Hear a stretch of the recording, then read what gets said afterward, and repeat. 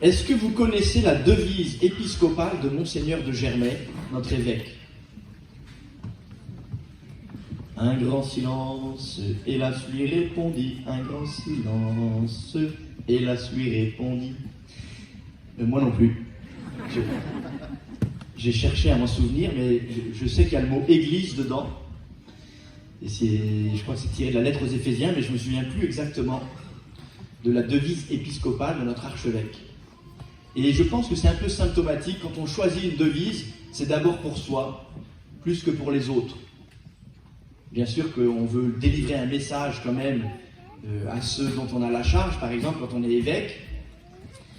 Et alors je vous dis ça parce que si un jour le pape me nommait évêque, ce qui sans doute est très improbable, eh bien je me choisirais comme devise, et donc je la choisis dès aujourd'hui, puisque c'est d'abord pour soi plus que pour les autres, la devise de la lettre aux Philippiens qu'on a entendue dans le chapitre 1, verset 21. Mihi vivere Christus est. Donc pour ceux qui parlent le grec, vous avez reconnu, c'est du latin. Mihi vivere Christus est. Pour moi, Mihi, vivere, vivre, Christus est, c'est le Christ. Pour moi, vivre, c'est le Christ. Alors figurez-vous que j'ai une sœur qui est religieuse bénédictine à l'abbaye Notre-Dame du Pesquier. Et une des premières lettres qu'elle m'a écrites quand elle était novice, il y a déjà maintenant bientôt 25 ans, elle s'était dit si un jour j'étais abbesse, ce serait ma devise. Mihi vivere Christus est. Et alors c'est amusant parce que moi j'avais découvert cette phrase de saint Paul quelque temps auparavant, et ça m'avait frappé aussi de la sorte en disant c'est quand même une belle devise. Alors je vous propose qu'on la choisisse peut-être comme une devise paroissiale pour cette année au moins.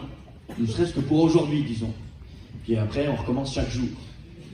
Pour moi, vivre, c'est le Christ. Parce que il y a un petit risque lorsqu'on célèbre une messe de rentrée paroissiale et qu'on va prendre le temps de remercier tous ceux qui se mettent au service de l'annonce de l'évangile de telle ou telle manière dans la paroisse et au-delà même. Et on a bien raison de les bénir, de leur souhaiter du bien, de leur souhaiter de la fécondité dans leur action. On a bien raison aussi de se stimuler les uns les autres pour se mettre au service. Mais le petit risque, c'est qu'on perde de vue pourquoi on sert. On ne sert pas pour faire tourner une boutique. On ne sert pas pour se faire valoir. On ne sert pas pour occuper ses heures perdues quand on est à la retraite ou au chômage. En tout cas, dans l'église, dans la paroisse, à la suite du Christ, si l'on sert, c'est pour être avec Jésus, d'une manière particulièrement forte.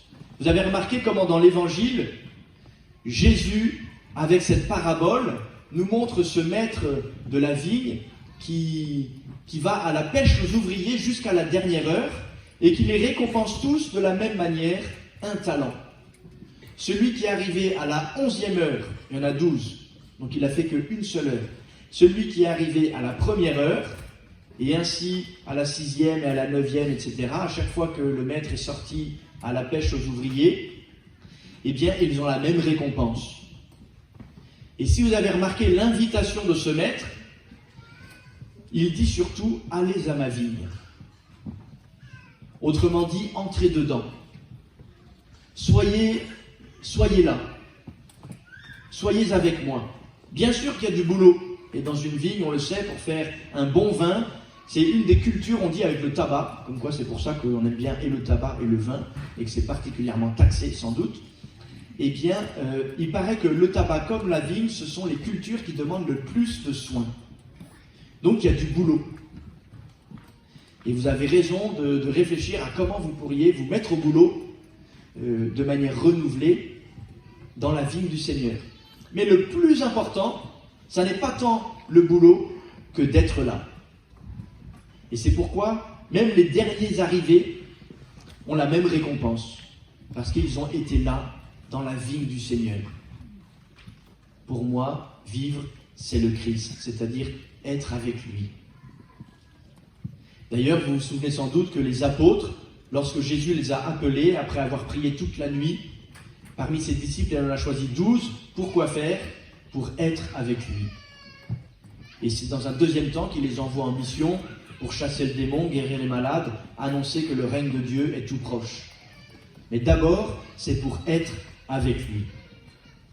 Alors, frères et sœurs, s'il vous plaît, commençons tous ensemble cette nouvelle année pastorale avec ce grand désir que, au gré de l'année, au gré de la vie paroissiale, au gré de nos vies quotidiennes, nous soyons d'abord attentifs à être avec Jésus. Parce que Jésus est là, il est vivant. C'est la seule raison de notre présence ici. Si nous sommes là, c'est parce que Jésus est ressuscité. Il est sorti de son tombeau vainqueur. Il est vivant et il est là. Et tout à l'heure, l'Eucharistie que nous célébrons va nous mettre en présence de Jésus. La présence réelle et vivante de Jésus qui vient nous donner sa vie de glorieux ressuscité. Qui nous donne déjà maintenant la vie éternelle. Les 5 catéchumènes veulent la vie éternelle, moyennant la foi, et nous, avec eux, nous voulons les accompagner et renouveler ce grand désir d'avoir la vie éternelle. Nous la recevons dès maintenant, parce que Jésus est là, et Jésus nous donne déjà sa vie éternelle. Cette vie qui resplendit en nous depuis notre baptême, et que chaque communion eucharistique fait grandir, fait rayonner, fait resplendir. Alors, frères et sœurs, pour nous, vivre, c'est le Christ. Je n'ai pas envie de vous dire autre chose, et c'est pourquoi je me tais.